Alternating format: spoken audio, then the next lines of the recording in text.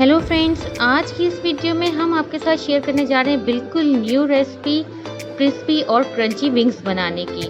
इसमें ना आपको एग की ज़रूरत है और ना ही आपको बहुत ज़्यादा स्पाइसेस की ज़रूरत है। ये आपको घर में ही मौजूद इंग्रेडिएंट्स से बनाना सिखाएंगे। ये बहुत क्रंची और बहुत क्रिस्पी होते हैं। मुझे उम्मीद है आप इसको इस तरह बनाएंगे तो सब बहुत पसंद करेंगे। इसमें मैरिनेशन टाइम भी बहुत ज़्यादा नहीं है और आप इसको बहुत कम टाइम में बना सकते हैं। चलिए वीडियो की तरफ चलते हैं, स्टार्ट करते हैं। लेकिन उससे पहले आपसे एक रिक्वेस्ट, अगर आपने हमारे चैनल को लाइक एंड सब्सक्राइब नहीं किया हुआ तो प्लीज़ कर दीजिए, और अगर आप हमारे सब्सक्राइबर हैं तो प्लीज़ अपने फ्रेंड्स एंड फैमिली के साथ ये वीडियो ज़रूर शेयर कीजिए। आप देख रहे हैं कुक यम्स।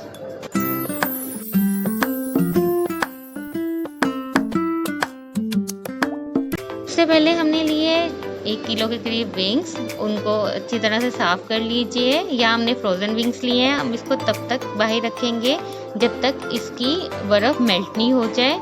अब जाते हैं कोटिंग की जाने। चलिए कोटिंग की तरफ आते हैं। हमने यहाँ लिया 2 कप के करीब मैदा। अगर अवेलेबल ना हो तो आप आटा यूज़ कर सकते हैं। साथ ही हमने लिया आधा कप बेसन और ब्रेड क्रम्स लेंगे हम 1.5 कप। आपने यही हिसाब रखना है, यानी आपने बेसन बहुत कम क्वांटिटी में लेना है क्योंकि ये येलो अच्छा नहीं लगता, लेकिन बेसन से इसका टेस्ट बहुत अच्छा आता है और क्रंचीपन होता है। इसलिए हम बेसन समझें कि अगर हम 1 चम्मच बेसन ले रहे हैं तो हम उसके मुकाबले में 3 चम्मच जो है वो मैदा लेंगे। तो आप इसी हिसाब से जितना भी आपका है आप रख लीजिए। अब हम इनको अच्छी तरह से मिक्स कर लेंगे। अब हमारा कोटिंग का मटेरियल तैयार है। साथ ही अब हम चलते हैं स्पाइसेस की तरफ। या 2 टेबलस्पून गरम मसाला, 1 टेबलस्पून कुटी हुई लाल मिर्च, 2 चुटकी या आप आधा चाय का चम्मच बेकिंग पाउडर। साथ हम ले रहे हैं नमक हस्बे जायका और पिसी हुई लाल मिर्च 2 चम्मच। अब हम इसको आधे को कोटिंग के लिए रख लेंगे और कोटिंग मटेरियल जो हमने तैयार किया था उसमें ऐड कर देंगे और बाकी हाफ को हम चिकन पे लगा देंगे मैरिनेट होने के लिए। और यहाँ पे मैं ये बात बताती चलूँ कि अगर आपके पास गरम मसाला नहीं है तो आप उसकी जगह क्रश ज़ीरा भी इस्तेमाल कर सकते हैं। वो बहुत अच्छा लगता है। ज़ीरे को कैसे क्रश करना है ये आप डिस्क्रिप्शन में देख लीजिएगा। अब ये देख लीजिए, हमने हाफ को उसमें ऐड कर लिया था कोटिंग में और बाकी हाफ को हम यहाँ पर मैरिनेट करके चिकन रख देंगे। अगर आपके पास टाइम कम है तो आप विदाउट मैरिनेशन भी यूज़ कर सकते हैं, सिर्फ ये पेस्ट लगाएं। और साथ ही हमने इसको कोटिंग में एक कोट कर लेंगे, यानी जो कोटिंग मटेरियल था उसमें हमने चिकन को डाला और एक सिंगल कोट कर लिया। इस तरह देख लीजिए कि पूरी तरह से ये इसमें आ जाए और साथ साथ हम झाड़ के साइड पे रखते जाएंगे। अब यहाँ पे एक और ट्रिक आपको जो बतानी है जो बहुत ख़ास है और इसका क्रंचीपन लाती है, वो ये है कि हम इसकी कोटिंग एक दफ़ा करेंगे और उसके बाद अगेन हम कोटिंग करेंगे, डबल कोटिंग करेंगे। और उसके दरमियान में कुछ लोग ऐसे हैं कि वो अंडा लगा लेते हैं। ये ऑप्शनल है, लेकिन हम यहाँ पर ऐसा नहीं करेंगे। चलिए आप सबसे पहले किसी भी बर्तन में कुकिंग पॉट में ऑयल गरम कर लें। ऑयल का गरम होना बहुत ज़रूरी है। और अब हम क्या करेंगे, सेकंड कोटिंग के लिए ठंडा पानी लेंगे। अब हमने यहाँ बर्फ़ डाल ली है ताकि पानी बहुत ज़्यादा ठंडा हो जाए। अब हम क्या करेंगे कि पहली कोटिंग को ठंडे पानी में डिप करेंगे, बहुत ठंडा यख पानी में, और उसके बाद उसको जो हमने पैक बनाया था इस तरह देखिए, पहले हमने ठंडे पानी में किया इसको और अब हम इसको कोटिंग में अच्छी तरह से कवर कर लेंगे दोनों तरफ से। और फिर अब इसको झाड़ेंगे। झाड़ना भी बहुत ज़रूरी है। ये देखिए कितना अच्छी इसकी शेप आ रही है। और इसको साथ ही हम गरम ऑयल में डाल देंगे इस तरह। ये देख लीजिए, गरम होना बहुत ज़रूरी है शुरू में। और उसके बाद हम इसकी आंच मीडियम कर देंगे, लो टू मीडियम, ताकि ये अंदर से अच्छी तरह से पक जाए।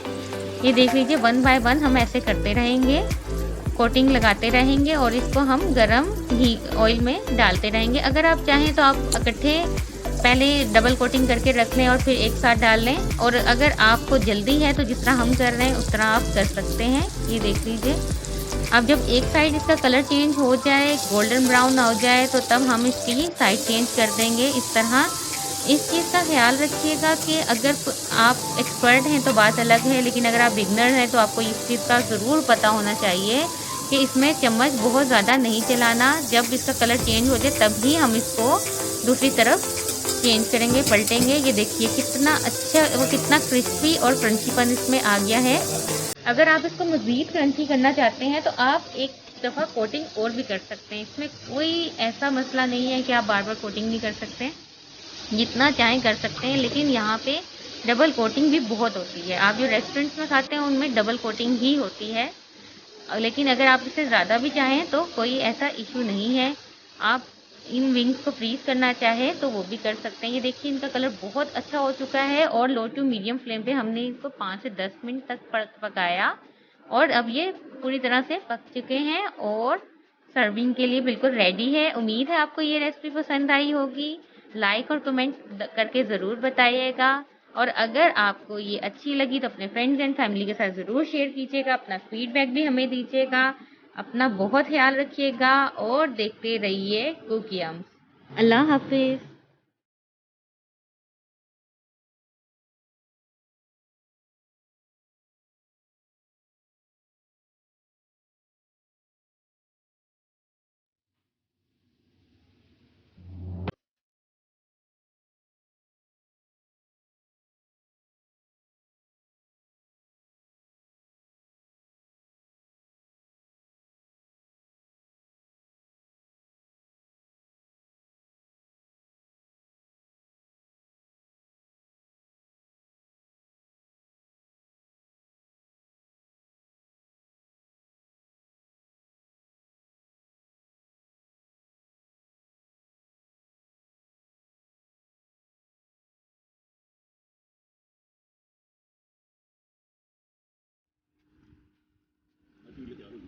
जैसे मैं चाहता था ना, लेकिन मैंने कहा चलो